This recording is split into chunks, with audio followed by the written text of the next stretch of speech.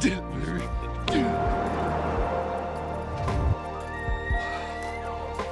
shaking.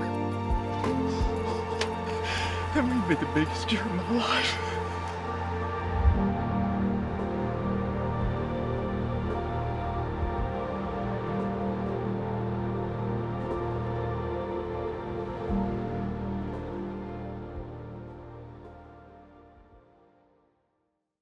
My name is Ryan Letcher. I'm from Artesia, New Mexico.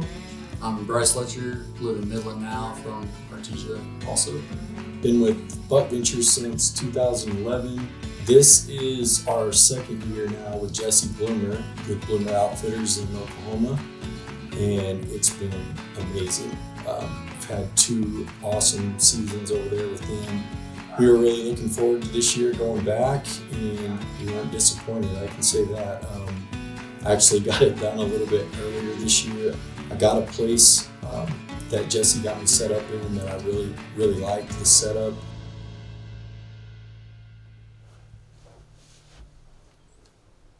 Well, we put out some Big and J, and Jesse came by as well and put out some feed in a feed pile just to the left of where I put out that Big and J.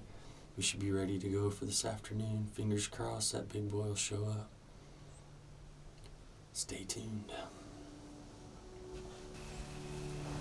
Had one of the shooters that he'd been showing us on camera come right in.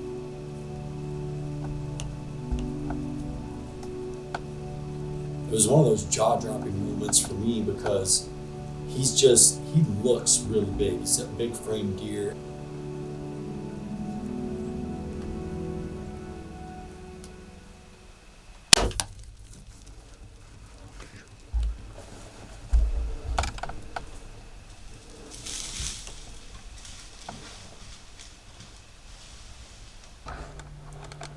Oh man, that was awesome. The shot didn't look very good though. It looked high. But he came right where I wanted him to.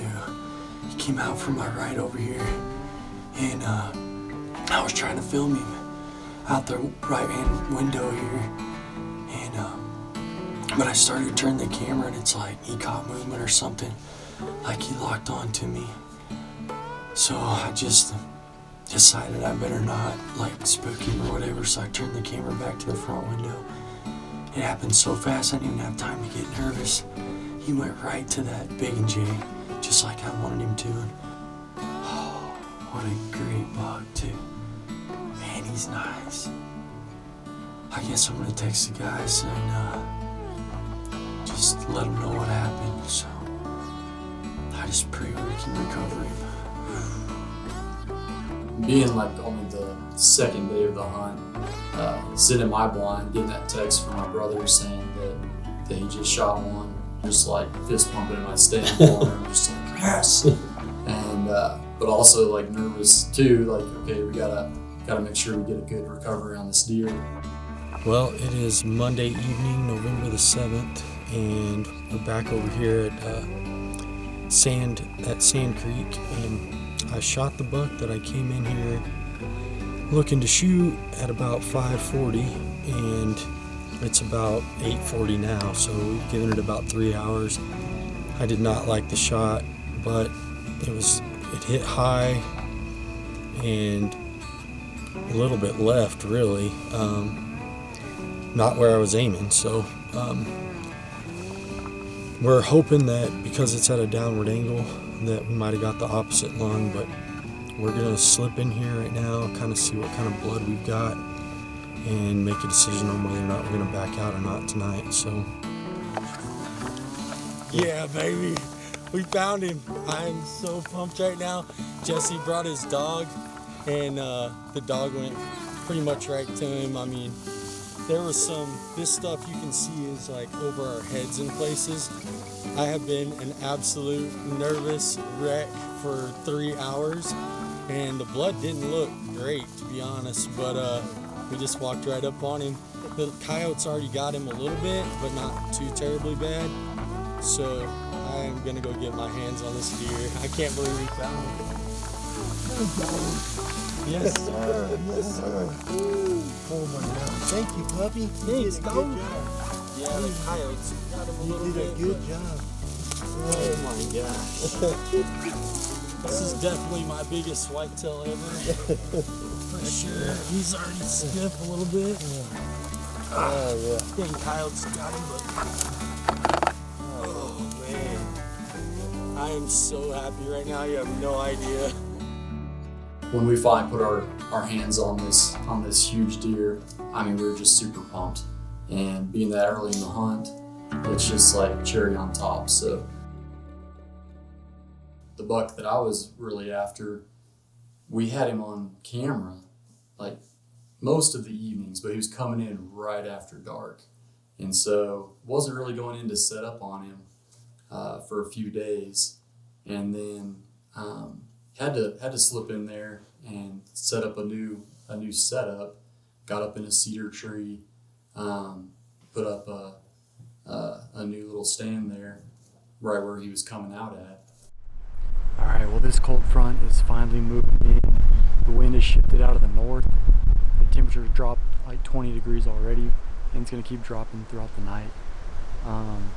Haven't been able to hunt this cedar stand the last couple days because the wind was wrong. It was blowing right at the field, right at the feed pile. So I stayed out of here. Sure enough, that big old gnarly 8-point was out here in daylight both nights. So I knew it was just a bad decision to hunt it. He probably would have winded me. So who knows if it would have worked out, but the wind is perfect tonight. And so I'm back in here. Hopefully he comes out for the third night in a row in daylight, and I can get it done on this big old 8-point. But excited for the next couple days, excited for this evening. Hopefully it works out this evening, but if not, the next couple days should be really great. Deer on their feet, moving. These bucks are filling their oats and hopefully on their feet a lot. So hopefully we can get it done here the last few days of Oklahoma.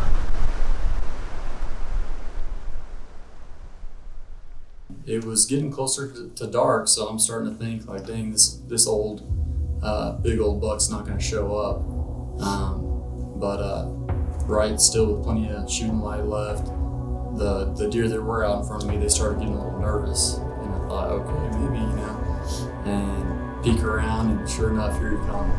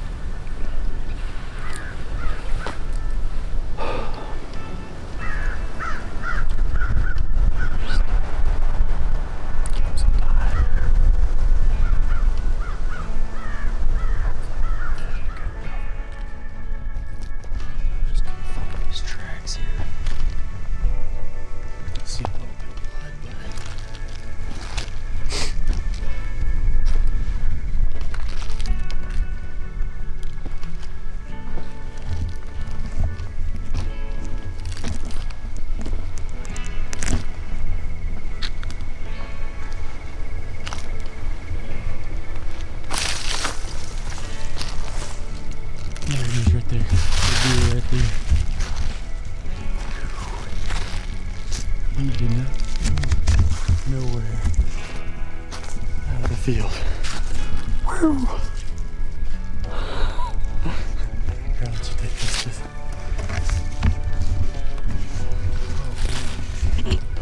I was worried sick that I didn't make a good shot. We didn't go 15 yards out of this field.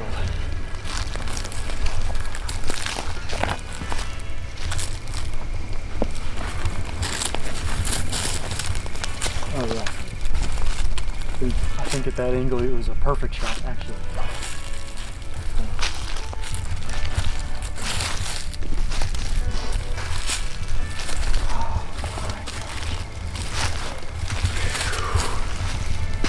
Oh man, he's got that big split G2.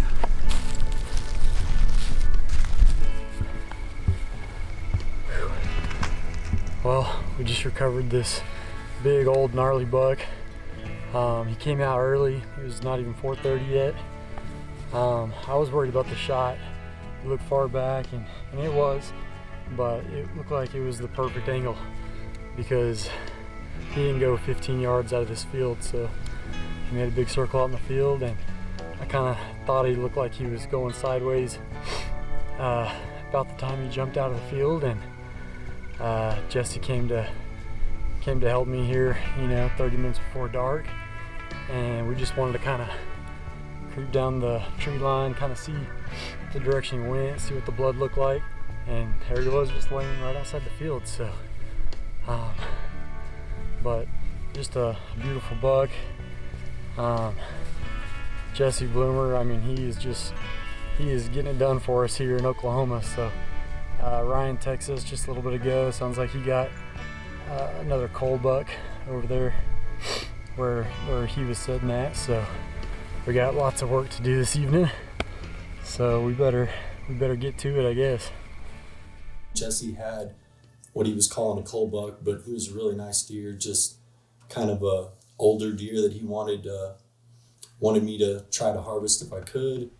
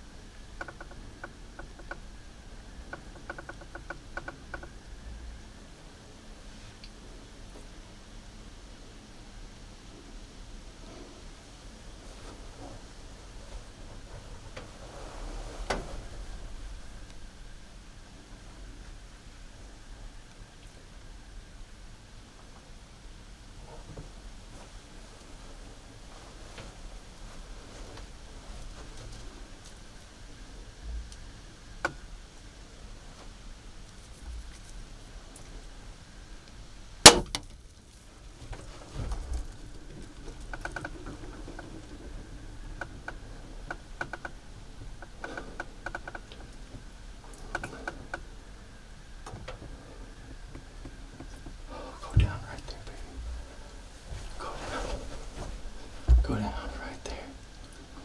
Yeah, go down. Come on. Yes. Yeah. Yes. Oh my gosh.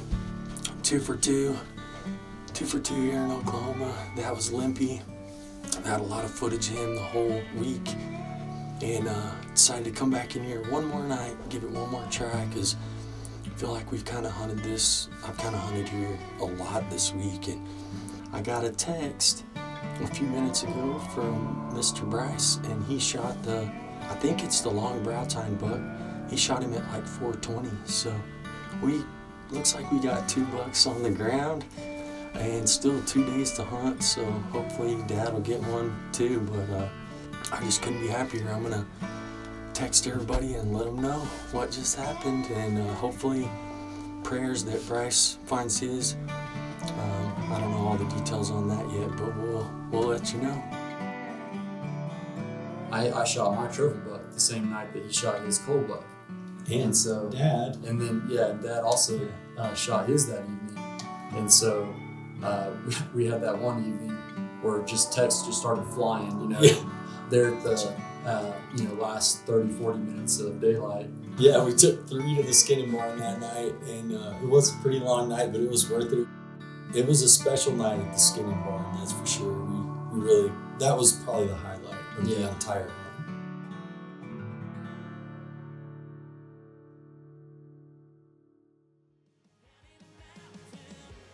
Hey guys, welcome to this week's Walk by Faith. Diving in today to the Apostle Luke 9:23 and 24, and it says this, "And he was saying to them all, if anyone wishes to come after me, he must deny himself, take up his cross daily, and follow me.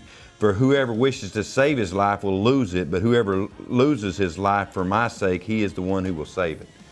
Guys, this is pretty simple. As we more and more dive into the Word of God, that is what our life should look like. We should be dying to self, which is so hard in today's world. It's all about me, me, me.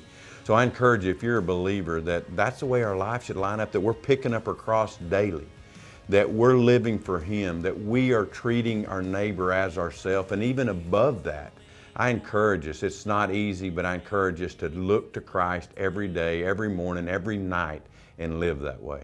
Guys, thanks for watching this week, and remember, as I always say, shoot by sight and walk by faith.